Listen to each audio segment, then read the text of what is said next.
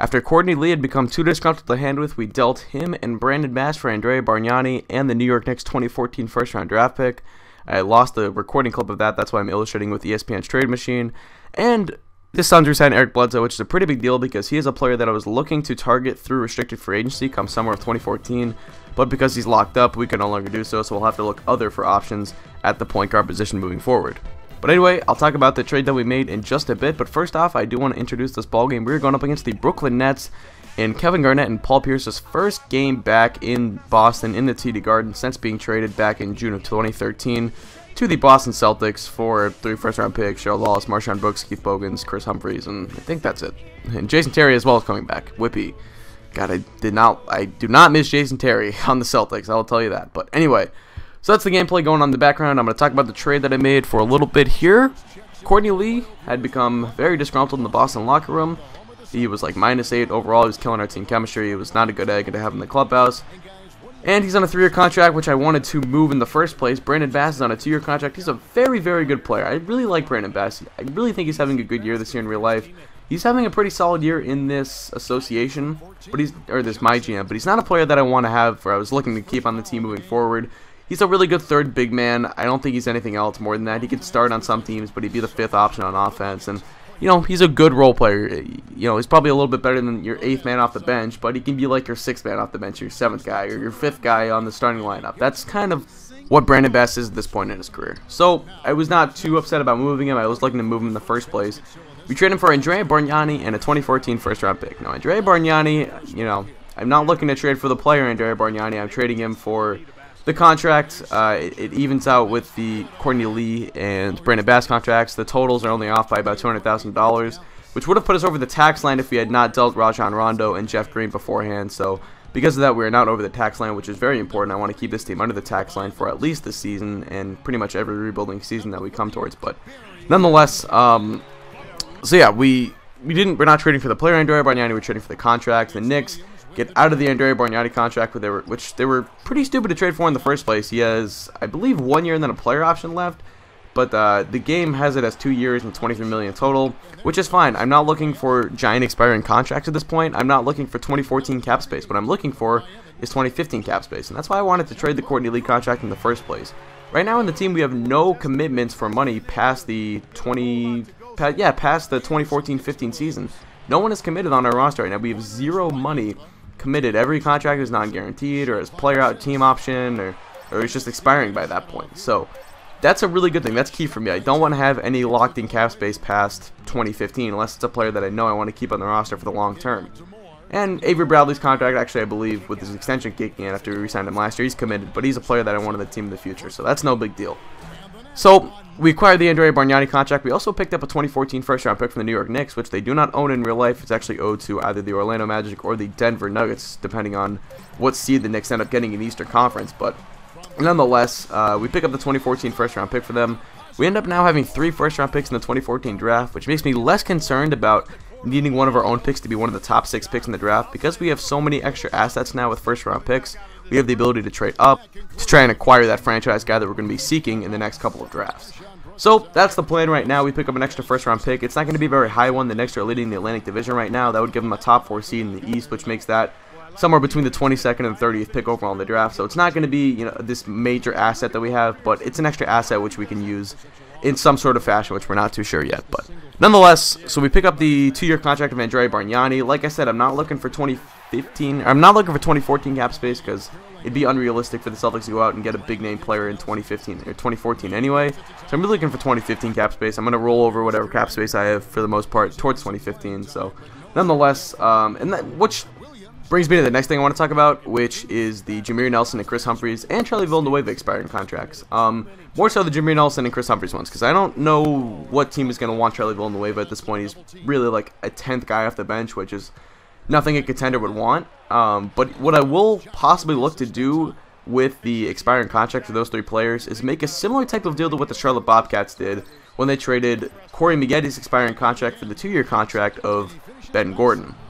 And in this deal, they picked up a 2014 first-round pick, knowing that they weren't going to look for too much cap space because they already had some, and they could afford to give up some other cap space because they know they were going to be making any runs after, you know, the big-name free agents or whatever. So that's really big. That's something I might look to do with some of these expiring contracts. I might look to trade them for 2-year contracts like Andrea Bargnani, give another team that's looking for 2014 cap space, give them that cap space while we just take an extra asset and roll over all that cap space to 2015. So I might look to do that with those couple of players. Those are deals I'll make closer towards the deadline. I mean, I'm still going to be looking to mess with this roster a little bit more to set us up more for the future. But nonetheless, we do have a player interview, so check this out. Kevin, we have Brook Lopez with us. What's the attitude you have as a team right now? Oh, it's so exciting. You know, it's really thrilling to come out with such a great team of guys every night, you know, and play basketball. You know, it's a lot of fun. Brook, thank you very much. Kevin, over to you. Alrighty, so we're into the second half of this ball game, and this was, I apologize for not talking about any of the gameplay in my last like 2 episodes, but I've just had a lot on my mind in terms of like trying to explain to you guys my plan for this team. And nonetheless, I think I was going to touch on the Greg Monroe for Omer Asik trade a little bit. I'll just touch on it shortly. As I said before, Asik fits what I want to do with this team more so than Greg Monroe did at the center position. That's why I made that trade. I wanted Asik more than Monroe. I know Monroe is a higher overall and probably, you know, it's a bit better of a younger player than Asik is, but Asik just fits what I wanted to do more out of the center position. I want a defensive big man who can anchor my defense. Monroe is awful defensively, and I would much rather have Asik, just based off of the current roster that I have. Pairing it with Jared Sullinger, it's a good mix right now. I know Monroe is a higher overall, but I don't care about overall. I care more about individual ratings. Overall is just a basis of individual ratings. Overall does not matter to me, and it should not matter to anyone who's building a team. So, that's all I wanted to say. I'll just touch on that quickly. Nonetheless, let's get into this gameplay. It's a pretty close game. We're only down by 2 here to the Brooklyn Nets. Avery Bradley with the ball, looking for Marshawn Brooks coming off the screen. And Marshawn Brooks is a player that does not play a whole lot for the Celtics in real life. He's pretty inconsistent on offense and pretty poor on defense. But he's been getting some minutes in this MyGM, and he's performed very, very well. I really like him as a potential 4th or 5th guard off the bench. He's not a 6-man type, but he's a good guy who can come off the bench and shoot a little bit, score. A really good scorer in this game, and I'm really excited of what I've seen out of him. I really think he could be a piece for the future here, as like a bench piece more so than a starting caliber player. But Gerald Wallace with a nice little baseline jumper cuts the lead back down to 5. Gerald Wallace is also going up against his former team, although this is more so about KG and Pierce returning than, you know, Chris Humphries and Gerald Wallace and Marshawn Brooks facing their former teams. But nonetheless, 74-69 is the score heading into the 4th quarter. Jareer Nelson with the ball kicks it to Avery Bradley for the foul line extended 3-pointer. He knocks that one down, and the lead is back down to 2, 74-72. The lead is now 76-74. Wallace misses but gets his own rebound. Sullinger step back right over Kevin Garnett. And Jared Sullinger, my man, I am in love with this guy. He has expanded his range towards the 3-point ball in real life, and he's done so in this game as well. He had like 3 3-pointers in this game. And I'm really excited with what I've seen of him, and the moxie to step back on Kevin Garnett, his old mentor. I mean, what a phenomenal play by the young 2nd-year man out of Ohio State. There's a nice little jump shot. We have a 5-point lead here, but here come the Brooklyn Nets. Joe Johnson with the ball.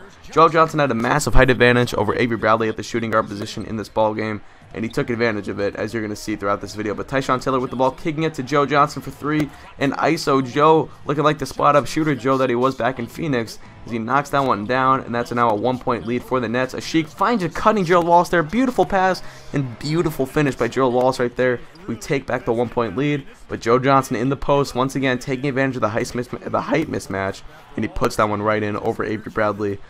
Yeah, Bradley did a good job of covering it back in the 2012 playoffs when they matched up with the Hawks, but he just could not muster up some of that magic this year, or this game, I should say, against the Brooklyn Nets. Johnson started dominating in the second half, specifically in the 4th quarter. He had 18 second-half points, and there we go. Brook Lopez with the jumper, knocking that one down. It's a 4-point lead. Jameer Nelson, bad time for a turnover. We have to foul, and that would pretty much run out this game. The Brooklyn Nets are going to go on and win. As you can see, we tried to take one last second 3 there. Sullinger gets the rebound, kicks it back out to Bradley. We have to put up a shot quickly. Nelson puts it up. He's going to end up rattling that one out. Lopez on the boards, and that's going to wrap up this ball game. We end up losing 101-94. Tough loss. It's okay. We played well against a pretty good team. This is not the Nets that you know in real life. This is the 2nd place in the Atlantic Nets that have performed pretty well in this MyGM. But anyway, we have one more player interview, so here we go.